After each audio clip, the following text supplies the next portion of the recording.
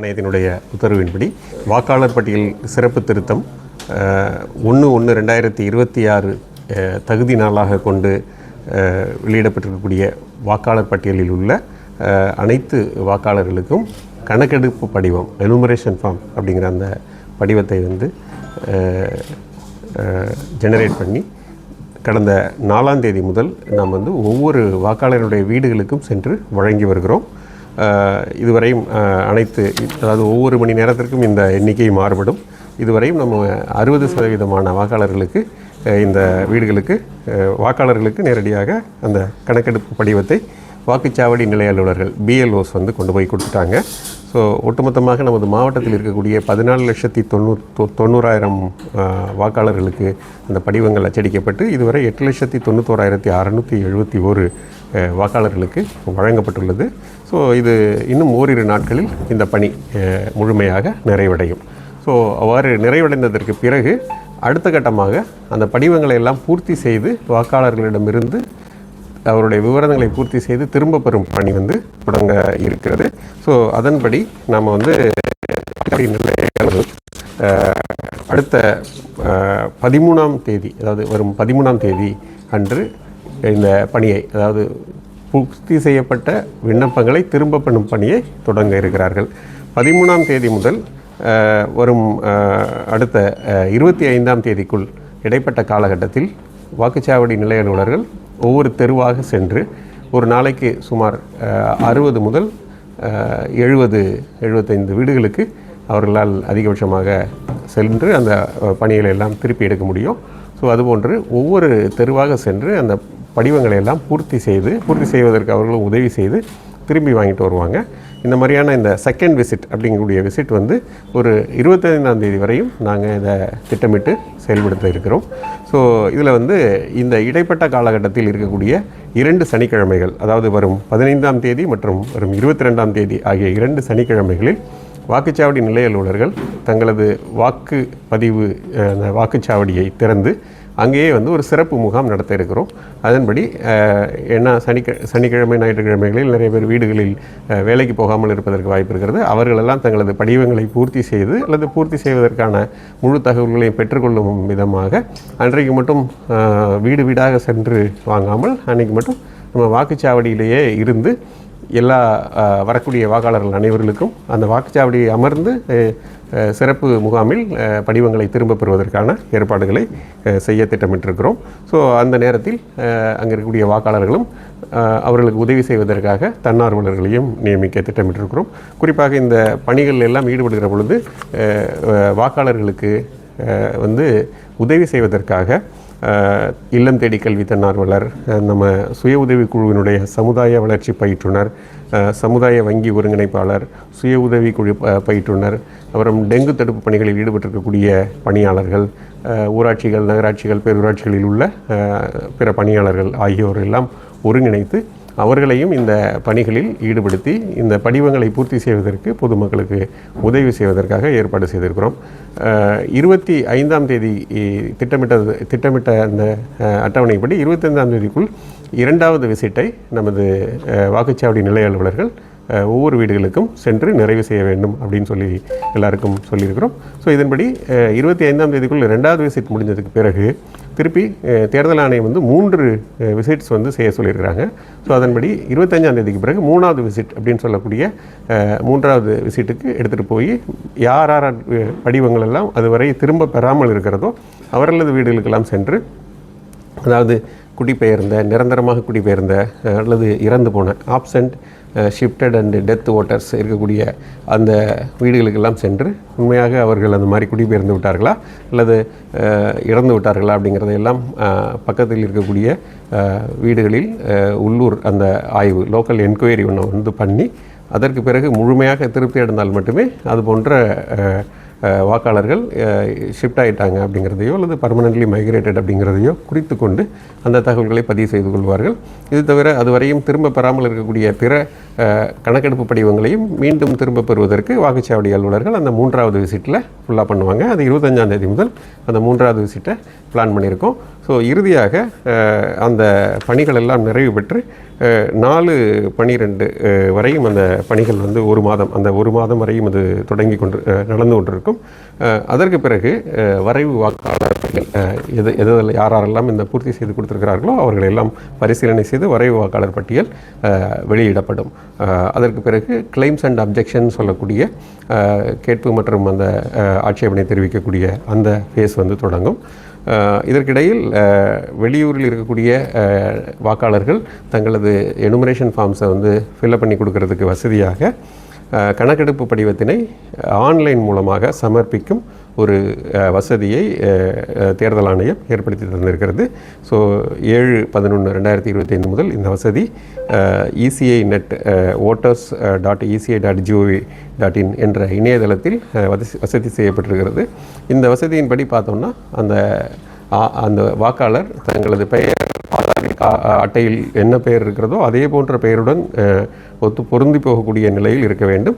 அவர்கள் அந்த எண்ணை எல்லாம் வந்து OTP என்ற விதத்தில் அவர்களுக்கு வந்து ஆதார் வாக்காளர் பட்டியலில் இணைக்கப்பட்டிருக்கக்கூடிய அந்த தொலைபேசி எண்ணுக்கு OTP சென்று ஆதார் வேலிடேஷனோடு முடிந்து இந்த படிவங்கள் பூர்த்தி செய்யப்பட்டு அதை வந்து ஆன்லைன் வழியாகவும் சமர்ப்பிக்கலாம். ஒருவேளை வாக்காளர் பட்டியலில் வந்து மொபைல் நம்பர் இணைக்கவில்லை என்றால் படிவம் 8 அப்படிங்கிற படிவத்தை நிரப்பி கொடுத்தால் வாக்காளர் பட்டியலில் இருக்கக்கூடிய மொபைல் நம்பரையும் இணைத்து கொள்ளலாம். ஸோ இந்த வெளியூரில் இருக்கக்கூடிய அதாவது தற்காலிகமாக குடிபெயர்ந்து வெளியூரில் இருக்கக்கூடிய வாக்காளர்கள் தங்களது படிவங்களை பூர்த்தி செய்வதற்கான இணையதள வசதியை தேர்தல் ஆணையம் ஏற்படுத்தி தந்திருக்கிறது.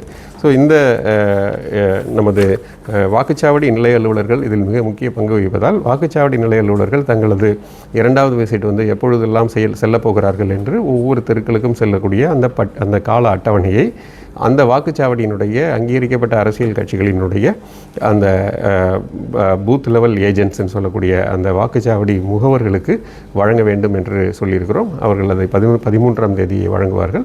இந்த 13ஆம் தேதிக்கு பிறகு அந்த வாக்குச்சாவடி நிலைய அலுவலர்கள் 2வது விசிட் செல்கிற பொழுது வாக்காளர்களுக்கு இந்த படிவங்களை எல்லாம் பூர்த்தி செய்வதற்கான நிகழ்வுகளை எவ்வாறு நடைபெறுகிறது என்பதை அந்த ஏஜென்ட்ஸ் வந்து நேரடியாகவும் அவர்கள் கண்காணிக்கலாம், ஒருங்கிணைத்து செயல்படுத்தலாம்.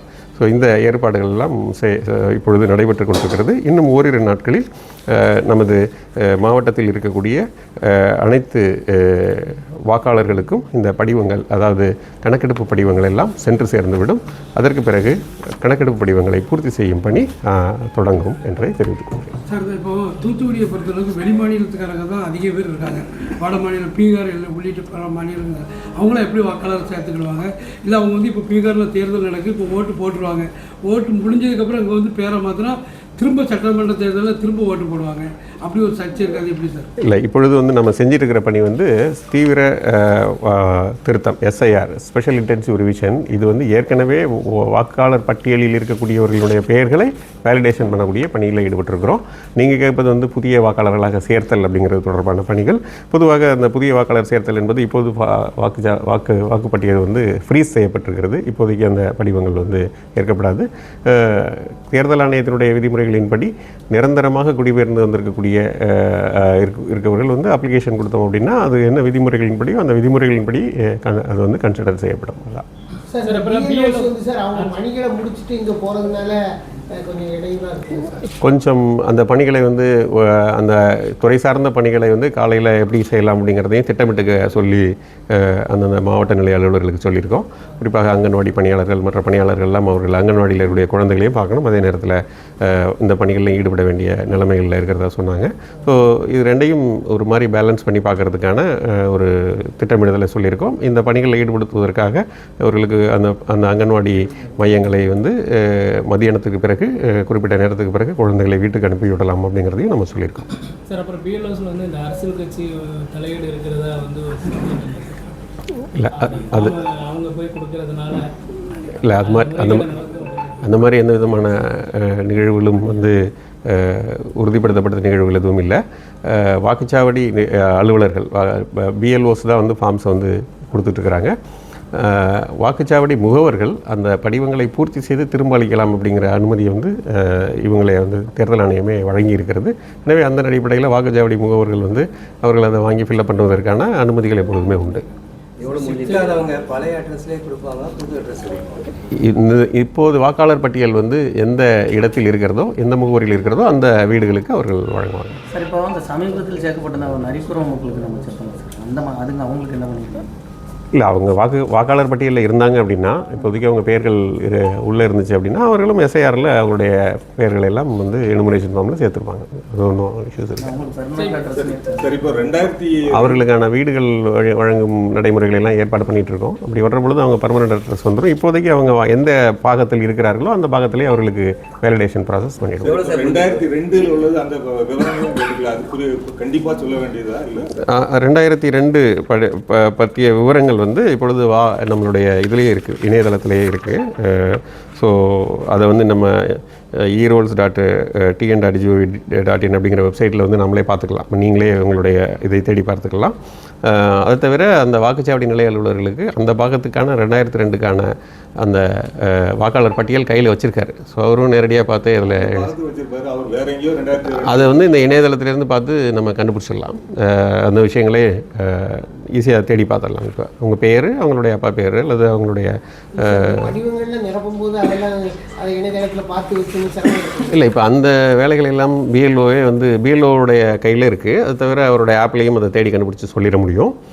அதை உதவி செய்வதற்காக நிறைய தன்னார்வலர்களெல்லாம் நாம் வந்து ஆன்போர்டு பண்ணுறோம்.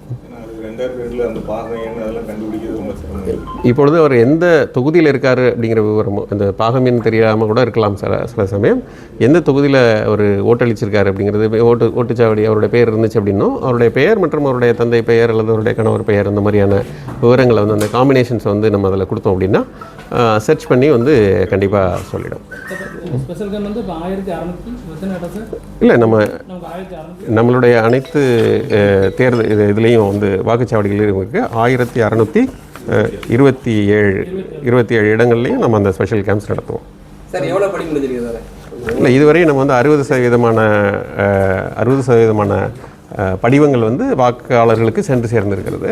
மீதி உள்ள படிவங்களும் வந்து இன்னும் ஓரிரு நாட்களில் கூட்டு முடிச்சிடும். இப்போது ஃபில் பண்ணப்பட்ட படிவங்கள் வந்து இப்போதைக்கு வந்து டிஸ்ட்ரிபியூஷன் ஃபேஸில் தான் இருக்கும். ஃபில்லப் பண்ணப்பட்ட ஒரு 1-2 பேர் வந்து ஃபில்லப் பண்ணி கொடுத்துருப்பாங்க. ஸோ அது இன்னும் முழுமையாக கணக்கெடுப்பில் இன்னும் நம்ம கான்சன்ட்ரேட் பண்ணலாம். இல்லை, நம்ம அது அந்தந்த வீடுகளையே திருப்பி வந்து வாங்கிக்குவாங்க. 2வது ஃபேஸ் வந்து நம்ம இப்போ 13ஆம் தேதியிலேருந்து தொடங்குகிறோம். அதுதான் சொல்கிறோம். படிவங்கள்லாம் எல்லாருக்குமே தனியாக ஒவ்வொருத்தருக்கும் வித்து ஃபோட்டோவோட பிரிண்ட் ஆகி வந்துருச்சு. பேபி கிளாஸில் இந்த பேபி கிளாஸில் மாரி பண்ணுவாங்க, அவங்களும் இது மாதிரி பண்ணுறாங்க, அவங்களுக்கு இப்போ வேறு தெரியல, அவங்களும் கொடுத்து பண்ணுறாங்க சார். அது கம்ப்ளைண்ட் வருது சார். இல்லை, அதாவது நம்ம அங்கன்வாடி பணியாளரை சொல்கிறீங்கன்னு நினைக்கிறேன். அங்கன்வாடி பணியாளர் அவங்கெல்லாம் பயிற்சி பெற்ற பூத் லெவல் ஆஃபீஸர்ஸ் தான். அவங்க நிறைய அந்த மாதிரி அப்ளிகேஷன்ஸ் எல்லாம் பயன்படுத்தி பழக்கம் முடிக்கிறாங்க. இயல்பாக நம்ம இதுக்கு இருக்கக்கூடிய 1950 அப்படிங்கக்கூடிய அந்த எண்ணை வந்து நம்ம புகார் எண்ணாக பயன்படுத்திக்கலாம். இதுவரையும் புகார்கள் எண்ணிக்கை வரல, எனக்கு கையில் இல்லை. நான் தகவல் பார்த்துட்டு சொல்கிறேன். சார், இந்த கணக்கெடுப்பு முடியும் வாக்காளர் புது அட்டை எதுவும் கொடுப்பாங்களா? அந்த மாதிரி எதுவும் இருக்கா? இல்லை, இப்போதைக்கு வந்து அதில் வந்து ஏற்கனவே இருக்கக்கூடிய விவரங்களை சரிபார்க்கிற பணிகள் இருக்குது. ஃபோட்டோ வந்து இருந்துச்சுன்னா அதில் வந்து ஒட்டி வச்சுக்கலாம். புதிய அட்டை ரெக்வஸ்ட் ரெக்வஸ்ட் பண்ணி வரணும் அப்படின்னு கேட்டால் அந்த புதிய ஃபோட்டோவோட அது வந்து பிரிண்ட் ஆகி வரும். ஆனால் இப்போதைக்கு இந்த முடிஞ்சதுக்கு பிறகு புது அட்டை வழங்கப்படுமா அப்படிங்கிற விவரங்கள் எல்லாம் இன்னும் தேர்தல் ஆணையத்திலிருந்து தகவல்கள் வெளியில் வரல. அது ஆப்ஷனல் தான். அது இருந்துச்சுன்னா கொடுக்கலாம். இல்லை, ஓட்டர் இறந்திருந்தால் அவர்களுக்கு இந்த எனுமரேஷன் படிவம் இப்பொழுது வழங்கப்படாது. ஏன்னா அவர் வாங்குறதுக்கு அவர் இருக்க மாட்டார். ஸோ ஒரு டெத் சர்டிஃபிகேட் கொடுக்க தேவையில்லை. அதான் இறந்தவர்களுக்கான படிவத்தை பூர்த்தி செய்து வழங்க முடியாது.